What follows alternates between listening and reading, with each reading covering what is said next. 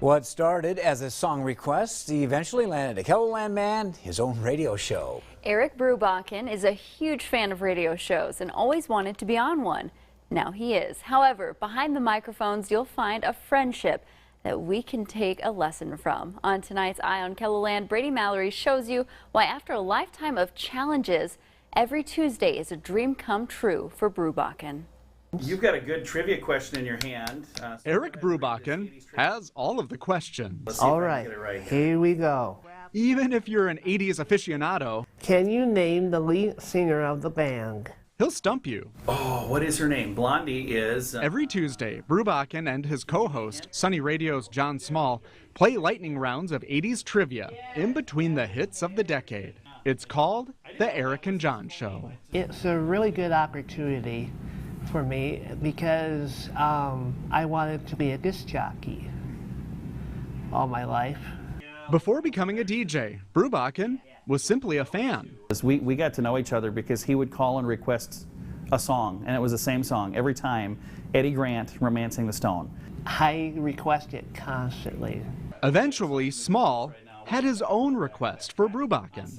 Would you like to have a tour or anything like that? And I said, well, sure. And that led to this radio show. I just fell in love with him the second I met him. He's just the kind of guy that you can't know him and not like him. 93.3. More importantly, it formed a friendship. One of his favorite songs is Ghostbusters, so I had a chance to do an interview with Ray Parker Jr., so I had him record a little thing for Eric. John said, Eric, I got a little surprise for you. And I said, oh, what's that? And it was the voice of Ray Parker Jr. from Ghostbusters. No kidding. Yes. And how was that? My jaw just went thunk to the ground. Here's the twist.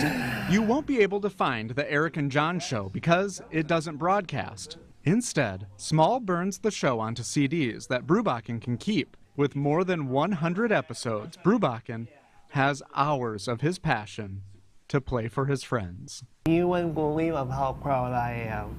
I have a whole box full of my CDs at home with all my radio shows. I thought, look what I accomplished here. Realizing one of his dreams each week is a good feeling for Brubachen, who lives with a learning disability. Growing up, others would question just how much he could do. He says high school was a particularly tough time.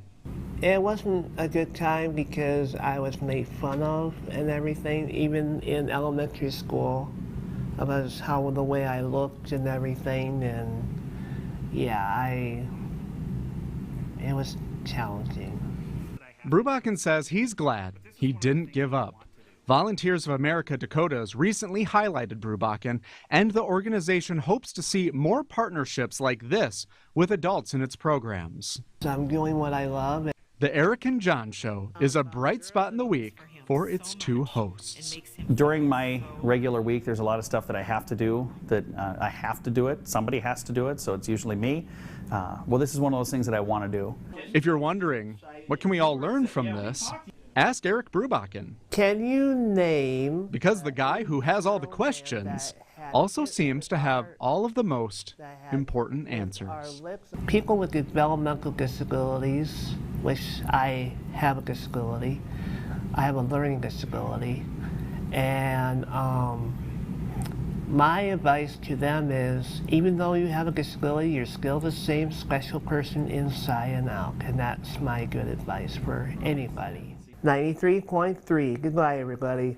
With Eye on KELOLAND, I'm Brady Mallory. And if you're wondering where the title of the story comes from, here's the answer. Brubachen asked Brady what he would call this story and told him he had a suggestion. And when Brady asked him what that was, Brubachen said he would like the story to be called A Dream Come True. Wow, what a cool story. That's awesome. Yeah.